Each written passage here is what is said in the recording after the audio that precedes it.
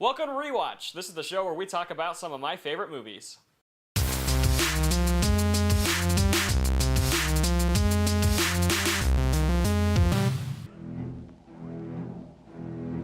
Roy Scheider, Robert Shaw, Richard Dreyfuss, Jaws. See it before you go swimming.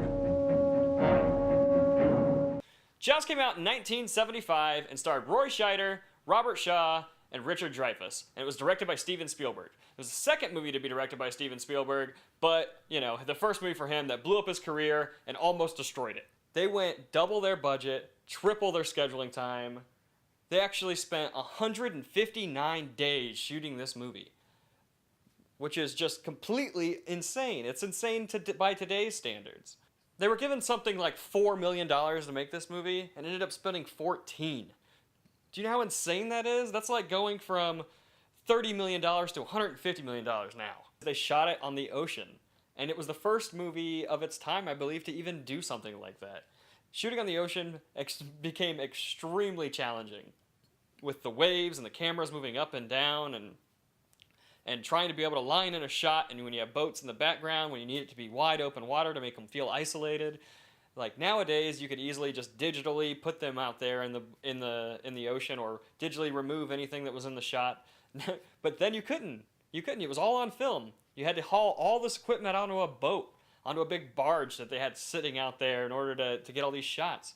It made it extremely difficult just to set everything up, and then trying to shoot the movie was impossible. What Spielberg was able to do with what he had was amazing.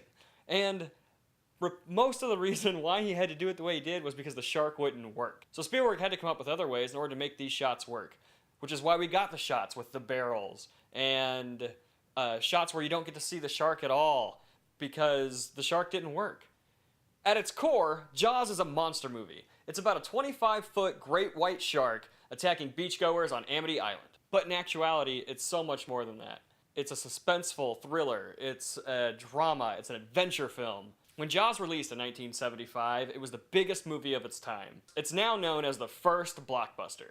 The best scene of the film has to be the most personal scene that we get, with Brody, Quint, and Hooper sharing their scar stories and having a few beers. And you find out about Quint being a World War II USS Indianapolis survivor.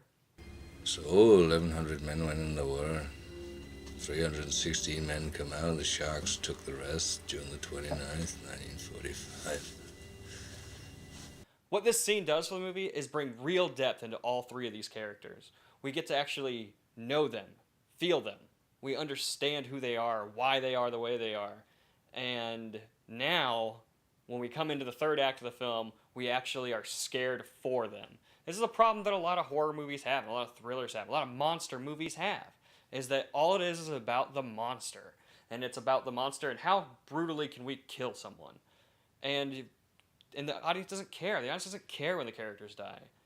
In Jaws, we care when that ship gets attacked. And we care when Quint dies. And we get scared when we think Hooper dies. This is what the movie does well. It creates characters. It brings in the drama that the movie needs to survive. There's a reason why Jaws 2 and Jaws 3D and Jaws Revenge all failed. There's a reason why they're not, why if you combine all of the totals of all those movies and how much they made, they didn't even make half of what Jaws made. There's a reason for that. And it's because Spielberg knew what he was doing when it came to characters, and he knew what he was doing in how to make this movie suspenseful and how to do it right. Jaws and its actors and its directors and its story and its script and its cinematography, all these things only make up half of why this movie is so great. The other half belongs to one man, and that's John Williams. His score for Jaws is probably one of the most iconic scores that he's ever done. Yeah, I know. He's done a lot of iconic scores. But this was 1975, and it was Jaws.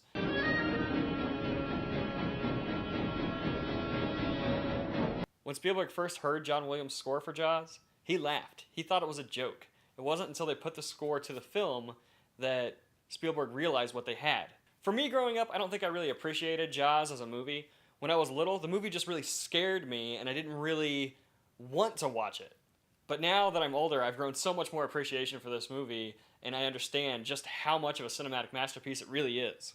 Jaws is a suspenseful action thriller, and it gets a 5 out of 5. I find this to be a perfect movie. Are there any older movies that you'd like to see me do a rewatch on? Let me know in the comments below. What were some of your favorite movies growing up? Are you a fan of Jaws? Are you a fan of Spielberg? I mean, who isn't, right? Thanks for watching, and I'll see you later. You're gonna need a bigger boat. If you like Finding Nemo, you're gonna love Finding Dory. She not only does a great performance. Dwayne Johnson plays a character who was made fun of a lot and bullied